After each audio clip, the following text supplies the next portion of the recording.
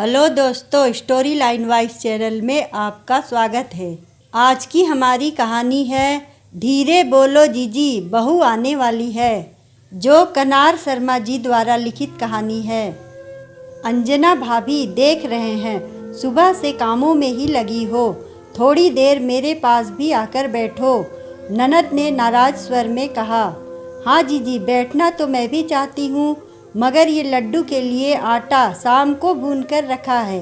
बहू कह रही थी आजकल बहुत कमजोरी लगती है, तो मैंने सोचा क्यों न उसके लिए ताकत के लड्डू ही बना दूँ। आखिर घर, ऑफिस और बच्चा संभालते संभालते दोहरी हो जाती है बेचारी। सब तैयार है, बस बांधने रह गए हैं। आप ऐसा करिए, मेरे पास ही आ जाइए, दोनों मिलकर करेंगे तो जल्दी हो जाएगा। न चाहते हुए भी सुलक्षणा जी लड्डू बनवाने बैठ गई। जैसे तैसे लड्डू थाल में सजकर तैयार हुए तो देखा पिंकी बहुत जोर जोर से रोने लगी। उसे मनाने के लिए अंजना जी एड़ी चोटी का जोर लगा रही थी। कभी उसकी पसंद का दूध रोटी बनाकर लाती तो कभी ब्रेड खिलाती है, चिड़िया दिखा दिखा कर दूध पिलाती। 1 घंटे की मेहनत के बाद पिंकी खा पी कर सो गई। तब अंजना जी रसोई में बचा हुआ काम निपटाने लगी। उन्हें देख ननद बोली, मेरी भाभी ये क्या हाल बना रखा है। पहले बहू के लिए कितना कुछ करती थी, अब पोती के लिए जान निकाल दोगी क्या। कितनी कमज़ोर दिखाई दे रही हो। बेटी की शादी कर आपको तो नुकसान ही नुकसान हो गया।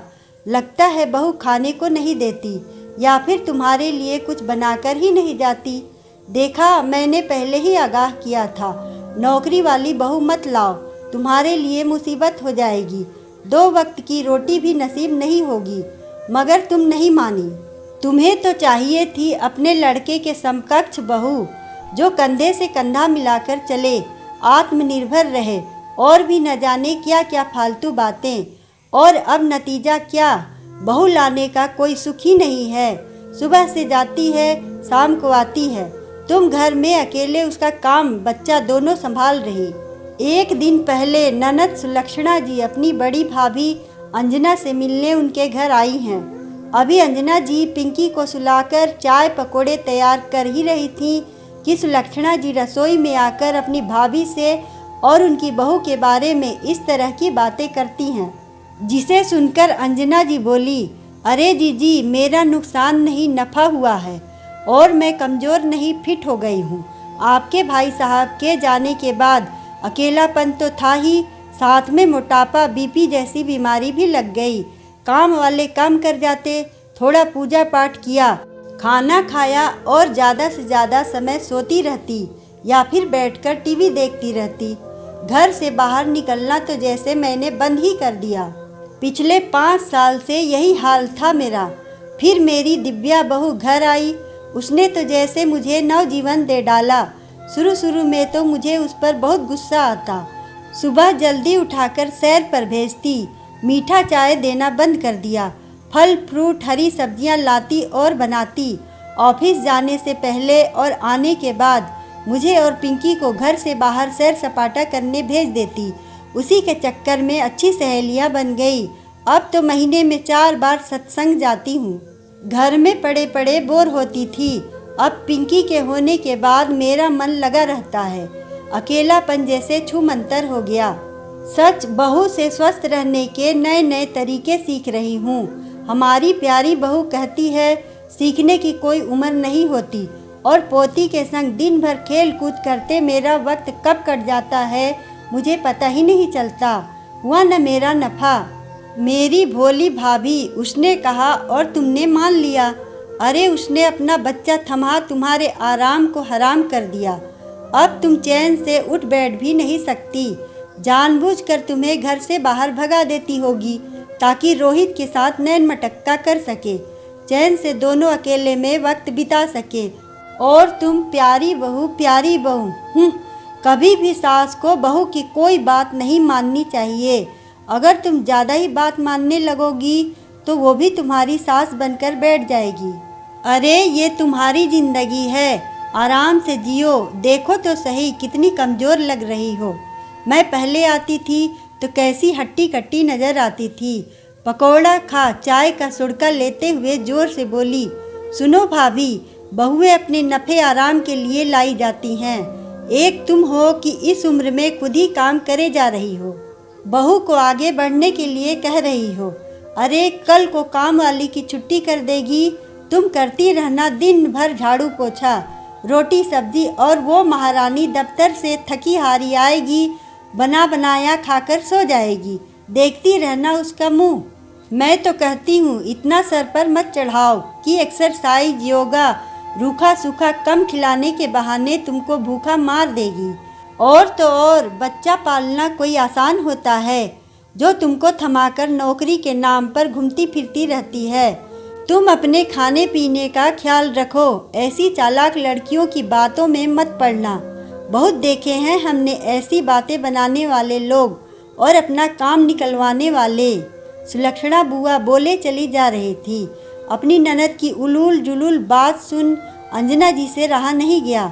वो उन्हें लगभग डांटते हुए बोली, धीरे बोलो जीजी, बहू आने वाली है। आपके नफ़ा नुकसान के चक्कर में कहीं उसने ऐसी बातें सुन ली तो उसे बड़ा बुरा लगेगा और न जाने मेरे बारे में क्या सोचेगी। सुलक्षणा दीदी, पहले मैं भी यही सोचा करती थी, आपकी ही तरह घर में पड़े पड़े आराम किया करती थी, लेकिन ऐसा लगता था कि जैसे समय कट ही नहीं रहा है। मगर जब से दिव्या ने मुझे जोर जबरदस्ती से ही सही मुझे सही रास्ते पर ला दिया। हम हमेशा बहू को दोष क्यों देते हैं, जबकि दोषी तो हम खुद होते हैं। सास बन गए मतलब क्या कुर्सी पर सिंहासन जमाकर बैठ जाएं और बहू अकेले घर और बाहर सब कुछ संभाले। उसके आने से पहले भी तो हम काम करते थे, फिर अचानक बहू के आने से हमारे पुर्जे जाम क्यों हो जाते हैं। मेरे हिसाब से तो चलते फिरते नई नई चीज़ें सीखते काम करने से सकारात्मक ऊर्जा आती है। हम फालतू बातों को सोचना बंद कर देते हैं, वरना बैठे बैठे इतनी नकारात्मकता की बातें करते हैं कि सामने वाला भी हमसे एक दिन बात करना बंद कर देता है, जैसे कि आपकी बहू नीना और मालती ने कर दिया है। दीदी, अभी भी वक्त है, सुधर जाओ। अगर हम सास लोग ये प्रपंच रचना बंद कर दें तो हम सास पर भी लगने वाला लांछन थोड़ा कम हो जाएगा। तभी अचानक दरवाजे की घंटी बजी।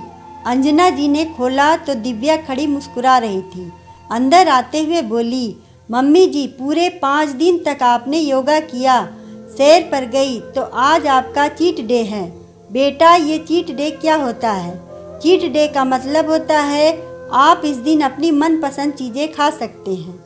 और मैं आपकी और बुआ जी के लिए फालूदा कुल्फ़ी लेकर आई हूँ। मम्मी जी, आज पिंकी ने आपको बहुत तंग किया ना? कोई बात नहीं, उसका हर्जाना मैं भरूंगी। अब हम सब मिलकर घूमने चलेंगे और आपके मनपसंद रेस्टोरेंट में खाना खाएंगे। क्यों बुआ जी, आप भी चलेंगी ना? मैं अभी पिंकी को देखकर हाथ मुँह धोकर आती हूँ, बोल अपने कमरे में चली गई। दिव्या को देख सुलक्षणा जी बोली, सही कहा था भाभी आपने, हमें अपनी सोच बदलने की ज़रूरत है।